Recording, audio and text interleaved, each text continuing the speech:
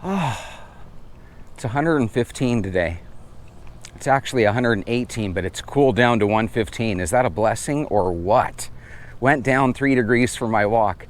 Guys, today I was watching a little video about an upcoming series on Netflix called Taurasi.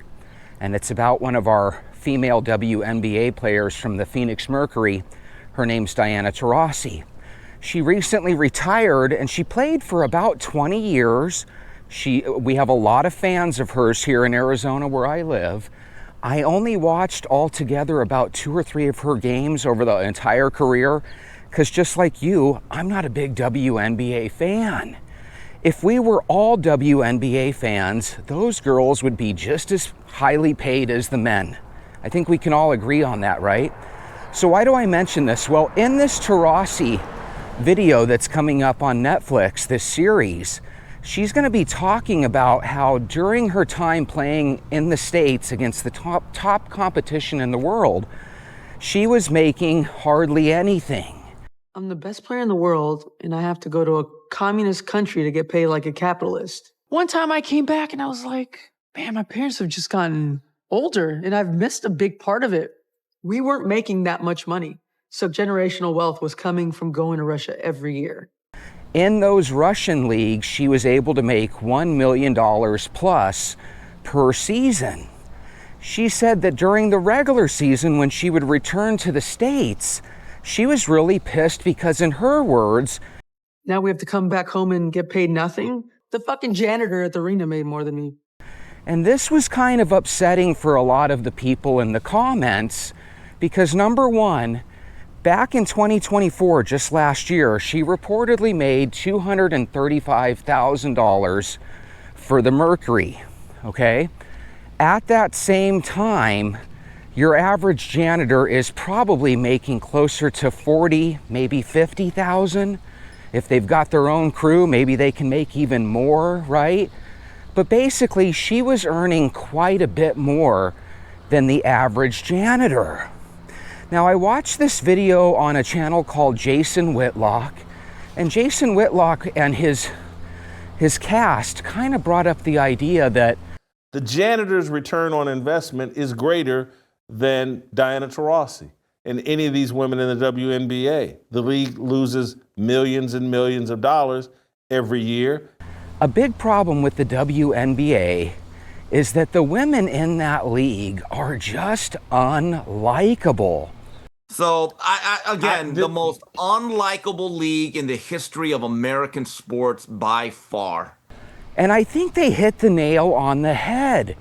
If those girls were all smiling all the time and actually trying to promote their game instead of beating up their most famous best player. Golf went through this with Tiger Woods. At first, everybody couldn't stand Tiger because he was winning. But all of a sudden, Tiger became everybody's best friend because all of a sudden, when people did win, they were winning twice as much money. As a matter of fact, that's probably what Tiger's greatest contribution to the game was. He was able to elevate everybody so that everybody got paid more. If they actually took advantage of Caitlin Clark's skills and elevated her instead of fighting her, they too would probably make some more money. Heck, there's a lot of things the women's game does that doesn't make sense. Number one, how come you can't lower the rim so you girls can dunk? Nobody expects girls to be able to jump as high as the men, yet they want to be able to play in a league where they're playing with a rim that's the same height as the men's. So you automatically get this game where in the NBA, it's almost synonymous with gymnastics because you see such high-flying acrobatics. Meanwhile, when you watch the women's game, it's kind of like watching a high school basketball game with a team that doesn't have any leapers, right? And I'm one of these guys that I can appreciate passing and rebounds and shooting the ball. I don't need to have an endless supply of dunks. As a matter of fact, I think the average basketball fan says, I want to see 1 or 2 dunks a game, but other than that, I want to see a good game. Well, the problem with the women's game is because there is no dunks, you're just always kind of hoping that they're shooting well that night, and every game I've ever seen, they're basically never shooting the ball very well. So you have a situation where the female players believe they deserve to get paid the same as the men. Sometimes you'll even catch them on video claiming that they're better than the male players. And I think all this combined just makes it where people are kind of sick of these female athletes. That Megan Rapinoe from the women's soccer team, if there was ever a team out there that everybody loved and adored, it was the women's soccer team. But I prefer the league in the early 2000s when Mia Hamm was the face of soccer. This Megan Rapinoe, God, she made it where I didn't even want to watch women's soccer. And probably because of Megan Rapinoe, I haven't watched women's soccer in quite a few years. But I assure you, when Mia Hamm was the face, I used to watch women's soccer pretty regularly, at least at the world-class level, right? Not necessarily during the regular season. This thing happens with teachers too. We look at teachers and we know that they're underpaid, but they're not all underpaid. And sometimes I think teachers forget that they actually get paid for working 9 months out of the year. Now, if you and I have an annual salary of $75K, let's say, we figure out that, hey, that's actually a pretty decent weekly nugget of money to work with, right? It's not get rich money. It's just enough where you should be able to pay your bills. But when it comes to teachers and stuff, there's some that are right there around $70K a year, and then there's some that are like $110K, and it's like, geez Louise, you're really getting successful at this job. Okay, so why do I mention that? Well, the reason I mention that is because even when Dianataurasi is making $240,000 playing in her 20th league or 20th year in the WNBA, she's doing it based on a season that runs, what, 5 or 6 months? I mean, I don't know about you, but if I get paid $230K every 6 months, I'm assuming I pretty much average $500K a year. What the hell is she complaining about? I mean, seriously. By the way, something that absolutely nobody mentions is every time an NBA player takes off to dunk, he's actually putting himself at a heck of a lot more risk than a female player. How many of your favorite players went up for a jump and ended up hurting their knee?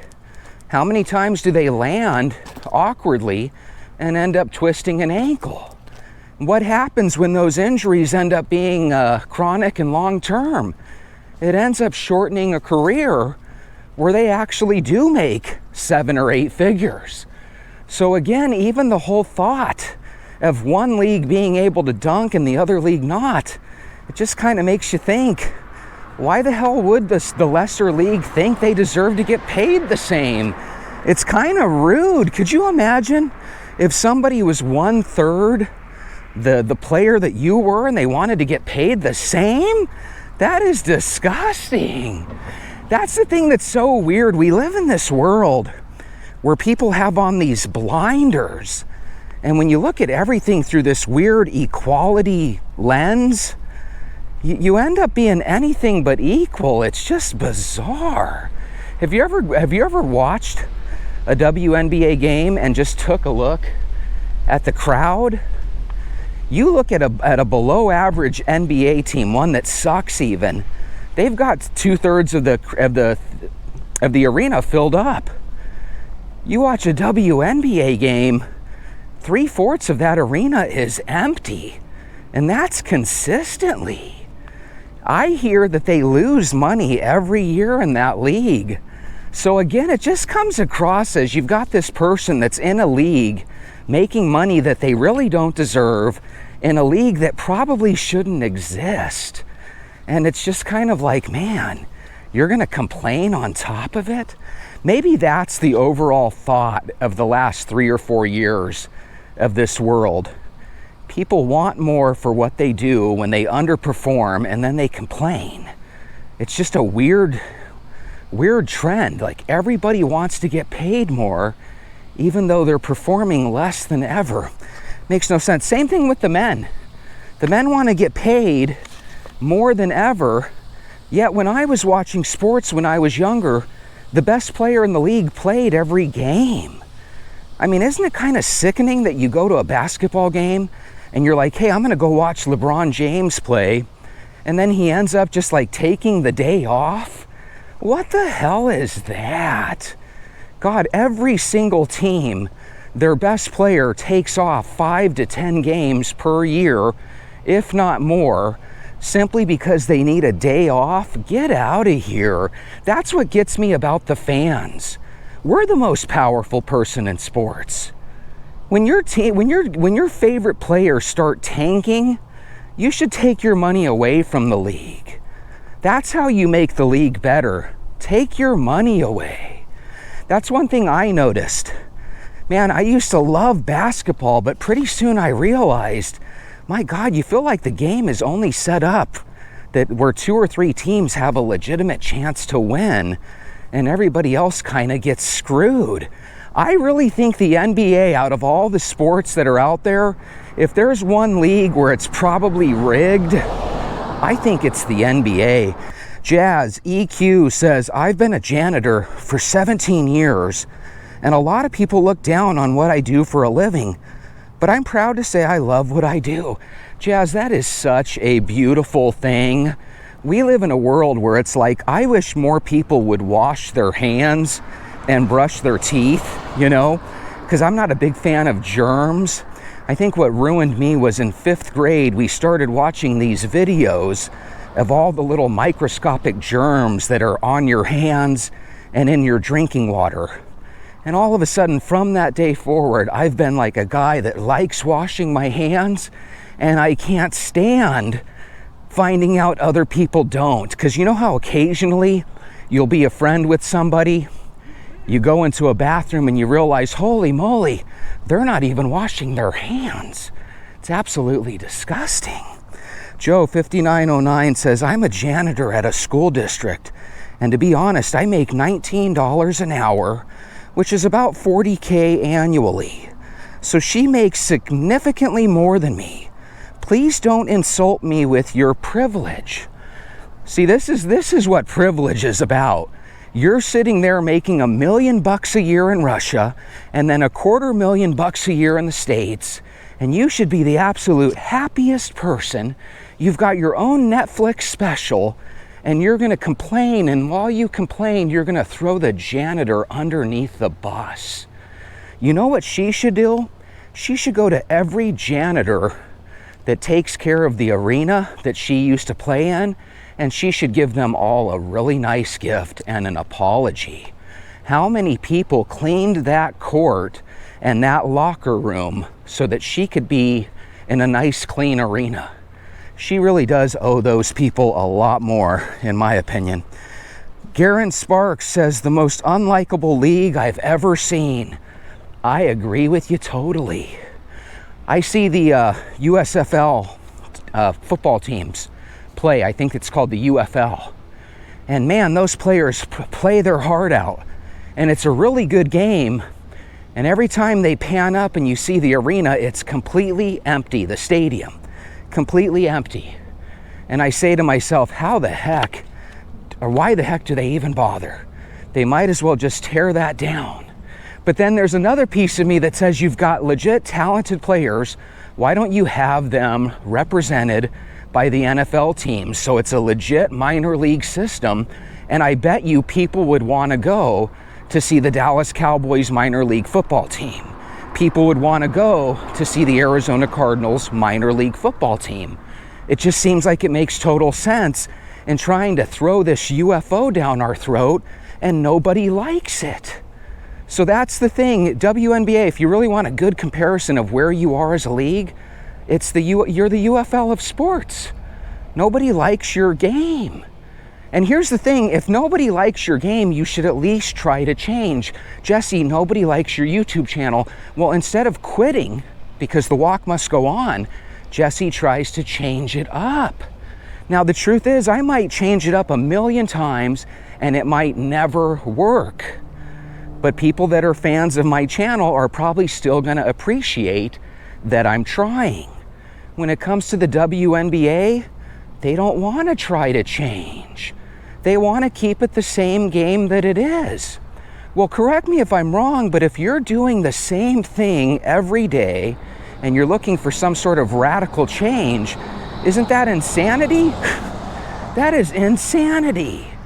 The league is losing money. The women want more money. If I was in a league that was losing money and I was still able to keep my job, I don't know about you guys, I would keep my mouth shut and I would thank my lucky stars. Ocean Breeze says Diana's contract in 2024 was for $235,000, and she claimed that the janitor made more money than her. In that case, where can I complete a job application for that janitorial service?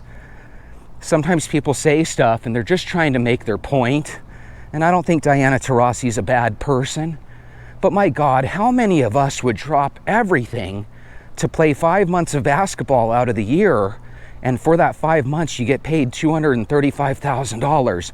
Every single male that makes less than that would be willing to take on that role if they got paid that.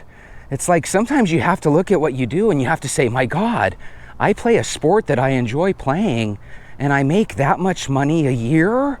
Holy moly. Sock Account says for a league on pace to lose 50 million, not 5 million, not 1 million, $50 million this season, the entitlement is unfathomable. That's what blows me away. Could you imagine if you busted into your dad's bedroom and you saw his checkbook right there and you took a look at his balance and you found out that he was $20,000 in the hole, and your game plan was to find out that he had all this money so that you could ask him for a raise in your allowance? Would you be able to ask your pops for a raise in your allowance if you knew he was tens, maybe even hundreds of thousands of dollars in the hole? This woman plays for a league that loses 50 million a year, which means every time they put a game on the air, they are losing more than they're making. And she wants a raise. No, Jesse, she doesn't. She retired. She's just looking out for the next generation.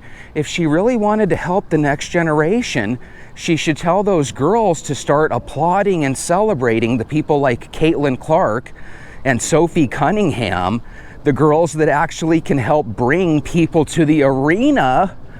Holy moly. Everybody loves Tiger Woods now, myself included. I loved him when people couldn't stand him, and many of you guys were the same way. You know as well as I do, the other golfers couldn't stand that guy because he didn't lose for about a 4 or 5 year period. And during those 4 or 5 years, he made golf incredibly high up there money-wise, and it never came back down. Caitlin Clark could do that same thing if those girls would get their head out of their asses.